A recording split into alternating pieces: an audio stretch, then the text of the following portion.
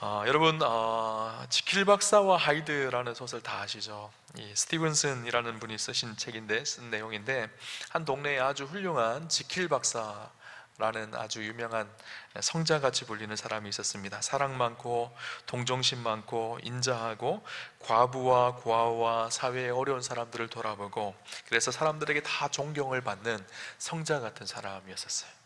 근데 그 마을에는 지킬 박사와 정반대로 하이드라는 아주 흉악범이 있었습니다. 밤마다 나타나서 강간과 살인과 방화와 강도짓을 하며 사람들에게 나쁜 짓을 하는 그런 사람이 있었어요. 사람들이 밤마다 평안하지 못해서 결심을 하고 이 하이드를 꼭 잡아야 되겠다 생각이 들었습니다. 어느 날 밤에 보안관의 총성 소리가 들렸습니다. 드디어 하이드를 잡은 거예요. 사람들이 막 몰려왔습니다. 도대체 하이드가 어떻게 생겼는지 보려고. 그래서 가면을 딱 벗겼는데 누구였죠? 지킬 박사였었어요. 사람들에게 그렇게 존경받던 지킬 박사가 사실은 하이드였던 거예요. 흉악한 범죄자 하이드였던 거예요. 이 스티븐슨이 이 소설을 쓰면서 우리에게 가르쳐주고 싶었던 것이 무엇이었을까요? 우리 안에는 선함도 있지만 동시에 우리 안에는 악함도 있을 수 있다라는 것을 이야기하고 있습니다. 우리 안에는요, 지킬 박사도 있지만 하이드도 다 숨어 있습니다. 우리가 예수를 믿고 변화되어지면 그리스도 안에서 새 사람을 입고 새 삶을 살기를 하나님은 원하시죠. 그런데 성령 충만하고 은혜 충만할 때는 변화된 삶을 조금 살아가는 것 같은데, 때때로 어느 순간에 보면 우리의 삶 속에 있는 옛사람 하이드가 불쑥불쑥 일어날 때가 있죠. 우리 안에는요, 죄의 본성이 남아 있습니다. 우리가 육신의 몸을 입고 살기 때문이죠. 인도의 한 사냥꾼이 사냥을 하러 갔다가 새끼 호랑이가 불쌍하게 놓여져 있는 거예요. 그래서 그 불쌍한 새끼 호랑이를 집에 와서 길러야 되겠다 생각을 하고 집으로 데리고 왔다고 합니다. 어렸을 때 잘 사람의 손에 길들여져서 잘 자라다가 이제는 어느 정도 큰 호랑이가 되어졌어요. 하루는 잠을 자고 있는데 이 새끼 호랑이가 늘 와서 이 사냥꾼의 손을 핥았거든요. 그날도 이 호랑이가 와서 자기 손을 막 핥고 있는데 뭔가 불길한 느낌이 드는 거예요.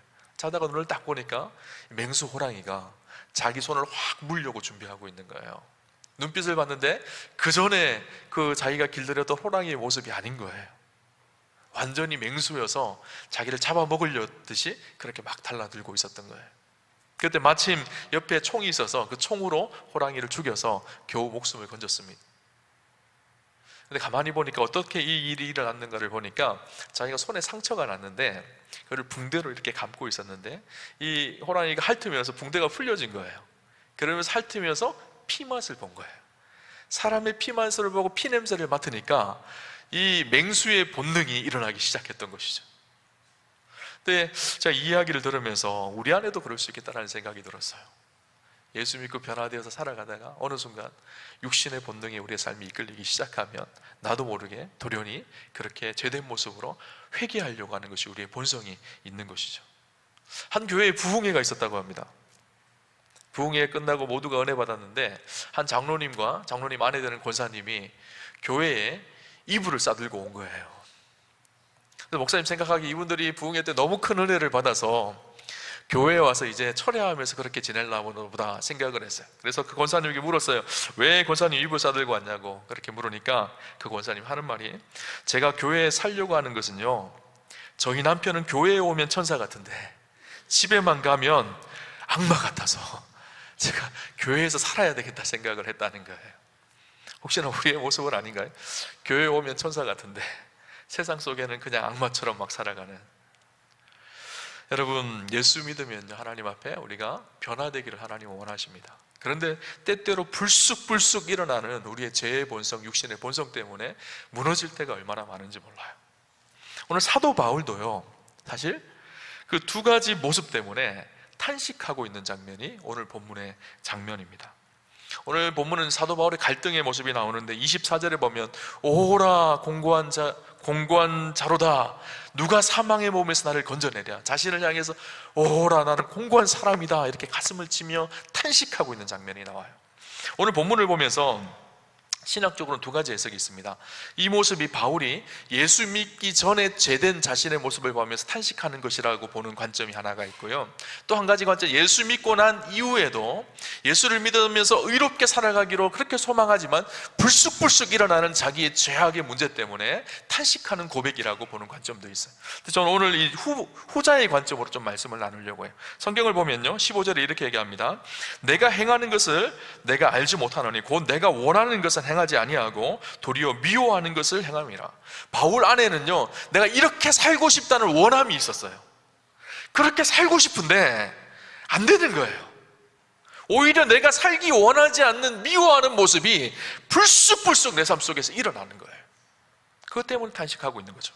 19절에 보면 내가 원하는 바 선은 행하지 아니하고 도리어 원하지 아니하는 바 악을 행하는도다.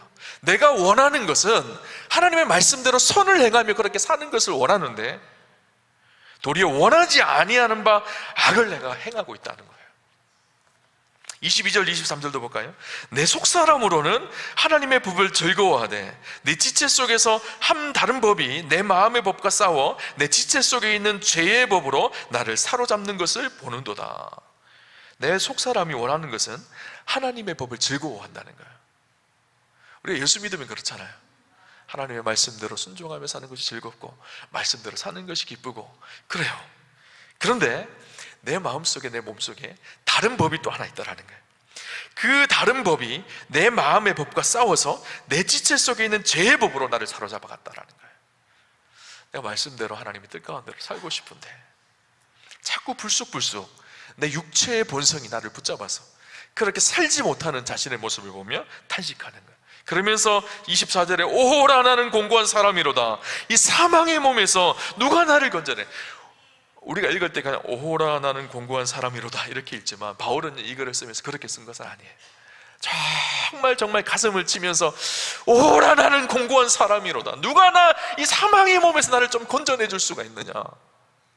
말씀대로 하나님의 뜻대로 살고 싶은데 여전히 죄악의 모습 속에 갇혀있는 나의 모습을 보면서 절규하며 탄식하는 모습이 오늘 바울의 모습입니다.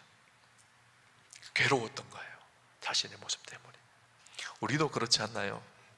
예수 믿으면서 정말 의롭게 하나님의 뜻대로 바르게 살고 싶은데 그렇게 안 될 때 많잖아요. 내 안에 욕심이 불쑥불쑥 일어나고 내 안에 음란한 생각들이 불쑥불쑥 일어나고 하나님 기뻐하시지 않는 일들이 내 마음을 붙들어서 그곳으로 내 삶을 끌고 갈 때 절규할 때가 있죠. 탄식할 때가 있죠. 바울이 그 절망감을 오늘 표현하고 있습니다. 그러면서 14절에는요 이렇게 얘기합니다. 우리가 율법은 신령한 줄 알거니와 나는 육신에 속하여 죄 아래 팔렸도다. 심지어 자기를 어떻게 표현하는가 하면요, 내가 죄 아래 팔린 것 같다는 거예요. 아니 예수 그리스도의 십자가의 보혈로 의롭게 되어졌는데 죄를 짓고 있는 자신의 모습을 보니까 죄 아래 팔려간 것 같이 마치 그렇게 끌려가고 있는 거예요. 23절에도 같은 표현을 하는데 내 지체 속에서 한 다른 법이 내 마음의 법과 싸워 내 지체 속에 있는 죄의 법으로 나를 사로잡는 것을 보도다. 죄의 법이 나를 확 사로잡았다라는 거예요. 거기에 묶여버렸다는 거예요. 마음은 의의 종으로 살고 싶은데 자꾸 죄의 종으로, 마음으로는 지킬 박사처럼 살고 싶은데 자꾸 하이드같이 불쑥불쑥 그렇게 살아가는 자신의 모습을 보며 마음 아파하고 있는 거예요. 이 모습은요 바울의 모습이기도 하지만 저의 모습이기도 하고요 우리의 모습이기도 하다라는 생각이 들어요. 마태복음 16장에 보면 베드로의 호칭이 두 가지가 나옵니다. 예수님께 제자들에게 많은 사람들이 나를 누구라 하느냐 묻습니다. 가이사랴 빌립보에서. 그때 베드로가 선포하죠. 주는 그리스도시요 살아계신 하나님의 아들이십니다. 놀라운 신앙 고백을 합니다. 바요나 시몬아 내가 복되도다. 너는 베드로라. 내 반석 위에 내 교회를 세울 것이다. 너 베드로야. 그 반석 위에 내가 내 교회를 세울. 베드로를 놀랍게 칭찬하셨어요. 그런데 그 다음이 문제였었어요. 예수님 십자가에 달려 죽으실 것을 말씀하셨어요. 그러니까 베드로가 뭐라 그러죠? 안 됩니다 주님. 결코 주에게 그 일이 미치지 않게 하겠습니다. 이렇게 얘기해요. 그 다음에 예수님께서 베드로를 어떻게 부르셨을까요? 바요나 시몬아 베드로야 이렇게 반석이라고 불러주셨던 주님이요 그 다음에는 뭐라고 부르는가 하면 사탄아 물러가라 그렇게 말합니다. 베드로 안에 바요나 시몬이라고 하는 반석이라고 하는 축복의 이름도 있었지만 동시에 그 마음이 빼앗기니까 사탄이라고도 불려지게 했던 거예요.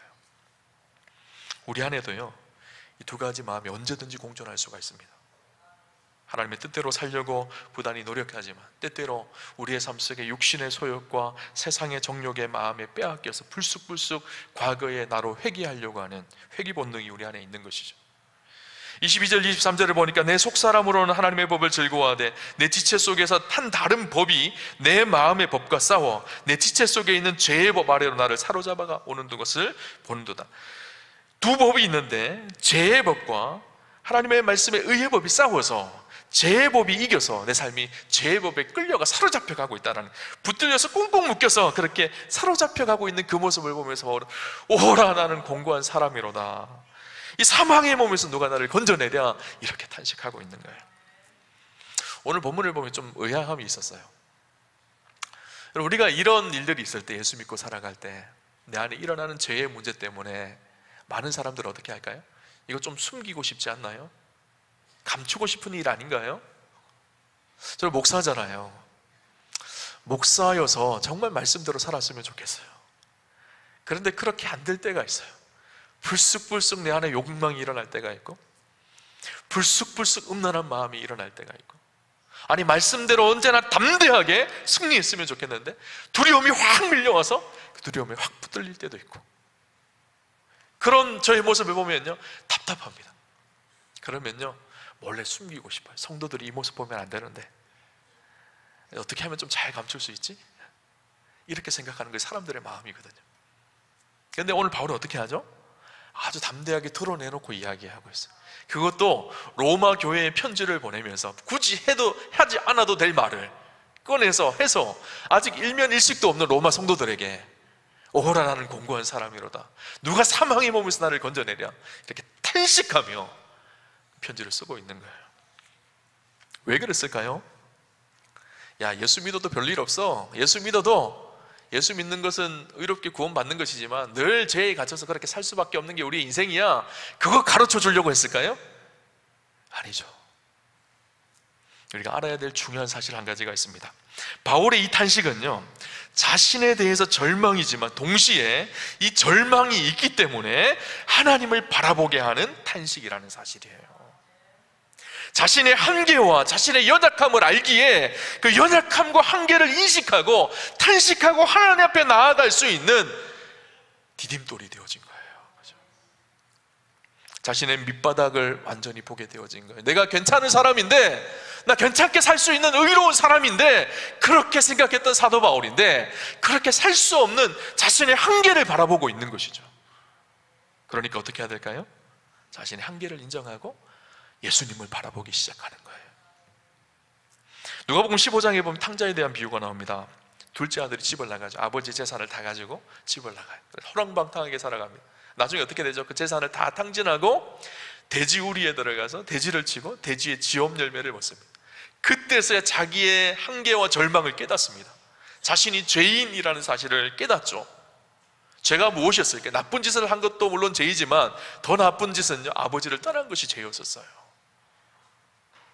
그리고 자신의 한계를 고백하고 이 탕자가 뭐라고 고백하는가 하면요 15장 18절 19절에 보면 이렇게 말합니다. 내가 일어나 아버지께 가서 이르기를, 아버지 내가 하늘과 아버지께 죄를 지었사오니 지금부터는 아버지의 아들이라 일컬음을 감당치 못하겠나이다. 나를 품꾼의 하나로 보소서.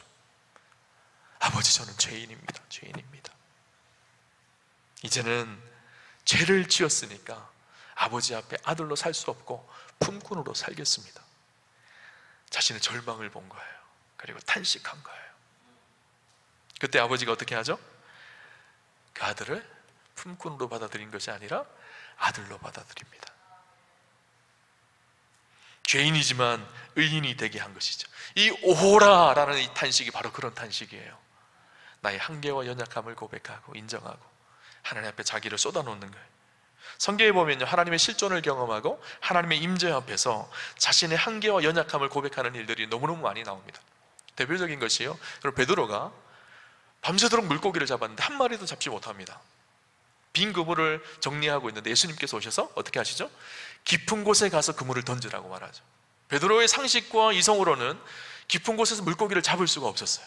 그러나 그 말씀에 순종하여서 깊은 곳에 그물을 던지니까 어떻게 되죠? 그물이 찢어질 정도로 많은 물고기를 잡습니다. 그때 베드로가 무엇을 깨달았을까요? 야, 내가 물고기 많이 잡았으니까 나 이제 부자 될 거야, 이것을 깨달았을까요? 아니에요. 예수님이 누구신지를 알게 되어졌어요.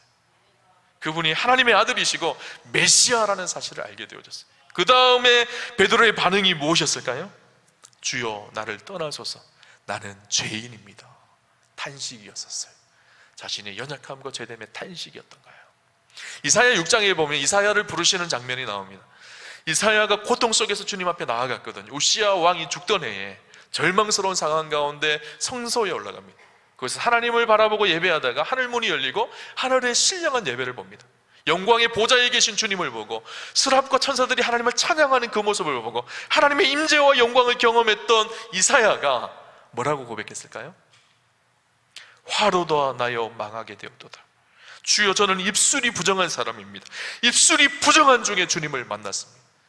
망했습니다. 주님, 망하게 되었습니다.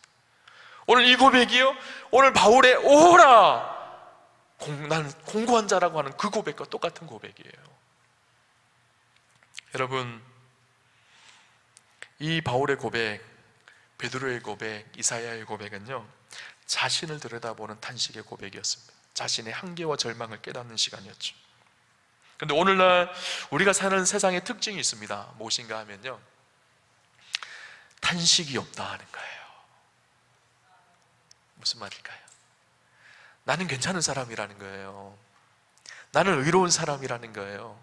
이 정도 살면 나는 괜찮지, 이 정도 살면 나는 뭐 별 볼 일 괜찮은 사람이지, 이렇게 생각한다는 거예요. 죄에 대한 깊은 탄식과 절망을 경험하지 못합니다. 그러니까 나는 괜찮은 사람이야, 나는 의로운 사람이야 생각하니까 하나님의 은혜가 필요 없는 거예요. 자기의 의로 살아가는 거예요. 바울이 이렇게 깊이 탄식할 수 있었던 이유가 무엇일까요? 솔직한 자신의 모습을 보았던 거거든요. 자신의 한계와 연약함을 깨달았던 거거든요. 자신의 한계와 연약함을 깨닫고 하나님 앞에 엎드려 탄식하기 시작하니까 그때부터 하나님의 회복의 역사가 일어나기 시작하는 거예요. 탄식이 있을 때 회복이 일어납니다. 여러분, 성경에 보면요, 대조되는 인물들이 많이 나와요. 대표적인 인물이 사울과 다윗입니다. 사울은 어떤 사람이죠? 악한 왕의 특징을 가진 사람이 사울 왕이에요. 반면에 다윗은 선한 왕의 모습이, 선한 왕 하면 우리가 제일 먼저 떠오르는 사람이 다윗이거든요. 차이점이 무엇일까요? 다윗이 늘 의롭고 경건해서 그럴까요? 아니, 다윗도 범죄하였거든요. 우리가 잘 아는 것처럼 우리아의 아내 밧세바를 성적으로 범죄합니다. 뿐만 아니라 자기를 충성스럽게 섬겼던 부하 우리아를 전쟁에 내몰아서 죽게 합니다. 살인죄, 간음죄, 엄청난 죄죠. 이 죄는 해결받을 수 없는 죄예요, 사실. 나단 선지자가 어떻게 하죠? 이 다윗의 범죄함을 질책하였을 때 다윗이 어떻게 하죠? 탄식하기 시작했어요. 자기의 죄악 앞에 무릎을 꿇고 엎드리고 주님 앞에 나아가 눈물로 침상을 적시고 그렇게 애통해야 합니다. 반면에 사울은 어땠을까요? 사무엘 선지자가 사울의 죄악을 질책했습니다. 그때 사울은 핑계대기 시작했어요. 내가 다 이유가 있는데 이거 범죄한 거 아니야, 이렇게 핑계를 대죠. 탄식이 없어요. 죄에 대한 뉘우침이 없어요. 절규가 없어요. 하나님은 다윗의 절규를 본 거예요. 다윗의 탄식을 본 거예요. 우리는 늘 그렇습니다. 다른 사람들을 보면서 지적합니다. 저 사람, 저것도 잘못되고 저것도 잘못되고 이것도 고쳐야 되고 저것도 고쳐야 되고. 그래서 자기는 들여다보지 못해요. 자기의 제된 모습과 한계는 보지 못합니다. 그래서 우리가 그런 말이 있죠. 다른 사람이 하면 불륜이고 내가 하면 뭐죠? 로맨스라고 합니다. 죄에 민감해야 합니다. 다윗은요, 오늘 바울은요, 이 죄에 민감한 거예요. 누가복음 18장에 보면 예수님께서 세리와 바리새인의 기도를 비교하며 말씀하시는 장면이 나옵니다. 바리새인이 이렇게 기도합니다. 11절 12절을 보니까 바리새인은 서서 따로 기도하여 이르되 하나님이여, 나는 다른 사람들 곧 토색, 불의, 간음을 하는 자들과 같지 아니하고 이 세리와도 같지 아니함을 감사하나이다. 나는 일에 2번씩 금식하고 또 소득의 11조를 드리나이다. 바리새인들이 기도하는데 하나님이여, 나는 열심히 11조도 잘하고 열심히 기도하고 열심히 봉사하고 열심히 전도도 하고 열심히 최선을 다하는데 이 정도 하면 의롭지 않습니까? 이렇게 기도하고 있는 거예요. 그런데 세리는 어떻게 기도할까? 감히 하나님 앞에 나오지 못해서 성전 저 뒤에서 이렇게 기도합니다. 13절에 보니까 세리는 멀리 서서 감히 눈을 들어 하늘을 쳐다보지도 못하고 다만 가슴을 치며 이르되 하나님이여 불쌍히 여기소서 나는 죄인이로소이다 하였노라. 하나님 불쌍히 여겨주십시오. 나는 죄인입니다. 누구의 기도를 하나님께서 들으셨을까요? 14절에 보니까 내가 너희에게 이르노니 이에 저 바리새인이 아니고 이 사람이 의롭다 하심을 받고 그의 집으로 내려갔느니라. 이 세리의 기도를 주님은 보시고 그를 의롭게 여기셨습니다. 무슨 말일까요? 탄식이 있는 사람의 그 탄식을 보셨다라는 거예요.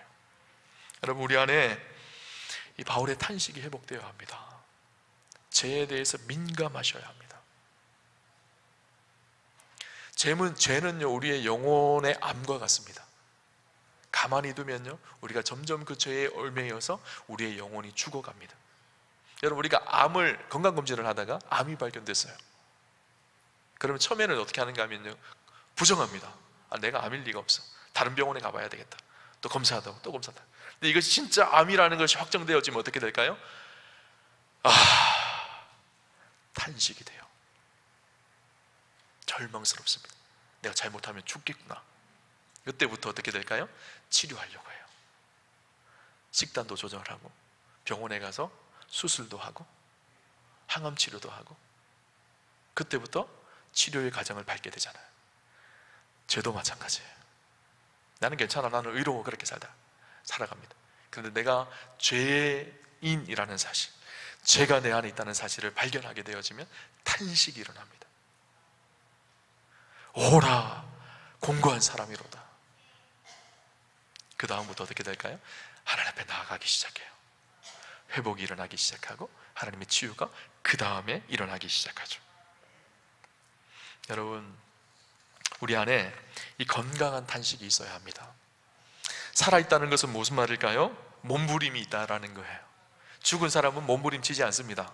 살아있는 사람들만 몸부림칩니다. 영적으로 살아있는 사람들은 탄식이 있습니다.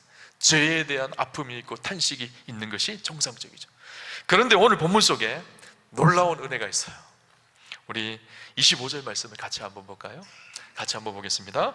우리 주 예수 그리스도로 말미암아 하나님께 감사하리로다. 그런즉 내 자신이 마음으로는 하나님의 법을, 육신으로는 죄의 법을 섬기노라.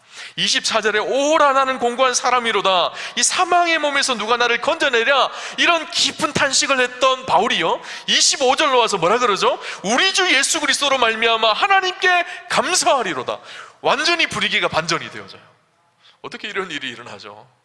그렇게 절망하고 탄식하던 바울이요 25절에 와서 예수 그리스도로 말미암아 하나님께 감사합니다 그렇게 말하죠. 죄의 상황을 보면 도저히 죄의 상황 속에서 벗어날 수 없는 자기의 인생이었는데 자기의 인생이 예수 앞에 나아가기 시작하니까 이 죄를 이길 수 있는 능력이 회복되기 시작한 거예요. 내 힘으로 아무리 억누르고 내 의지를 가지고 아무리 결단해도 죄를 이길 수가 없었는데 예수 앞에 나아가기 시작하니까, 예수님을 꼭 붙잡기 시작하니까, 그분 안에 거하기 시작하니까 죄가 이겨지더라는 거예요. 여러분, 우리가 종교 생활을 해서 죄의 문제를 이길 수가 있지 않습니다. 신앙생활을 한다는 것은 종교 생활을 하는 것이 아니에요. 형식적이고 의무적이어서 우리의 의지로 죄를 이기는 것이 아니에요. 어떻게 이길 수 있을까요? 주님 주신 힘으로 이길 수가 있는 거예요. 그분을 의지하고 그분을 바라보기 시작할 때, 성령님께서 내 마음과 내 생각을 주장하기 시작할 때 이기게 하시는 것이죠. 그래서 로마서 7장까지는요 특이하게 성령에 대한 언급이 없어요. 그리고 로마서 8장은요 로마 전체의 가장 중요한 장입니다. 근데 로마서 8장에 넘어와서 가장 중요한 성령의 이수를 바울은 다루기 시작해요. 오라 나는 공고한 사람이로다. 누가 사망의 몸에서 나를 건져내랴. 이런 탄식을 하고 난 다음에 로마서 8장에 와서 우리 안에 생명의 성령의 법이 있고 죄와 사망의 법이 있는데, 생명의 성령의 법이 우리를 다스릴 때 우리가 죄와 사망의 법을 이긴다라는 것을 이야기하고 있어요. 성령님께서 우리의 삶을 다스리기 시작할 때, 성령님께서 우리의 삶을 붙들기 시작할 때, 성령 충만함을 경험할 때 우리가 진짜 죄를 이기고 승리할 수 있는 하나님의 사람들로 살 수 있다는 것을 로마서 8장이 우리에게 말씀해 주고 있는 거예요. 예수 그리스도 안에 살아갈 때, 그분의 은혜 안에 살아갈 때, 성령에 충만할 때 이 죄를 이기며 승리할 수가 있습니다. 여러분, 아이들이요, 저도 예전에 그랬던 것 같은데 물놀이를 할 때 이렇게 공 있잖아요. 공기를 바람을 넣어서 하는 공. 그 공을 가지고 놀 때 물속에 아무리 사람의 힘으로 그 풍선 같은 그 공을 아무리 물속으로 밀어 넣어도 어떻게 될까요? 금방 다시 툭 튀어나오고 툭 튀어나오고 툭 튀어나오잖아요. 죄는 그런 것 같아요. 우리의 의지와 결단을 가지고는요, 밀어 넣을 때 그때는 잠깐 들어간 것 같지만 또 툭 튀어나옵니다. 우리의 의지를 가지고 결단을 가지고 내가 그렇게 교만하게 살지 않아야지 억눌러도 또 튀어나오고 또 튀어나와요. 내가 그렇게 음란하게 살지 않아야지 하고 꼭 눌러도 다시 또 튀어나오고 또 튀어나옵니다. 방법은 한 가지밖에 없어요. 어떻게 해야 될까요? 그 풍선을 물 밑으로 밀어 넣으려면요, 공기를 빼야 돼요. 공기를 빼게 하시는 분이 누굴까요? 성령님이세요. 성령님을 의지할 때 우리의 본질을 바꾸시죠. 그래서 진짜 하나님의 뜻대로 살 수 있게 하시는 거예요. 오늘 바울이 그것을 발견한 거예요. 우리 주 예수 그리스도로 말미암아 하나님께 도저히 내 힘과 내 의지로는 이 죄를 이길 수가 없었는데 예수님 때문에 이길 수가 있었다라는 거예요. 그래서 예수님께 감사하고 있는 그 고백을 하고 있는 것이죠. 여러분, 죄와 싸우다가 절망하는 사람들이 있습니까? 말씀대로 살려고 발부둥치지만 말씀대로 사라지지 않는 분들이 있습니까? 예수님께로 나오십시오. 그분을 신뢰하고 그분을 의지하고 그분 안에 머무십시오. 그러면 말씀 안에서 승리하게 하시는 분이 주님이십니다. 여러분, 우리 안에 오호라 나는 공고한 자로다, 이 탄식이 있으셨으면 좋겠어요. 이 탄식 다음에 이 탄식에만 머물러 있는 것이 아니라 25절로 넘어와서 우리 주 예수 그리스도로 말미암아 하나님께 감사하리로다, 이 고백도 저와 여러분의 고백이 되는 그런 축복이 있으시기를 주님 이름으로 축원합니다. 예수 믿으면서 맨날 죄에 져서 힘들게 고달프게 살아가는 인생이 아니라 예수 믿고 세상 속에 진짜 승리하는 하나님의 백성으로 살아가는, 날마다 주님과 동행하며 예수 안에 살아가는 저 여러분의 인생 되시기를 주님 이름으로 축원합니다.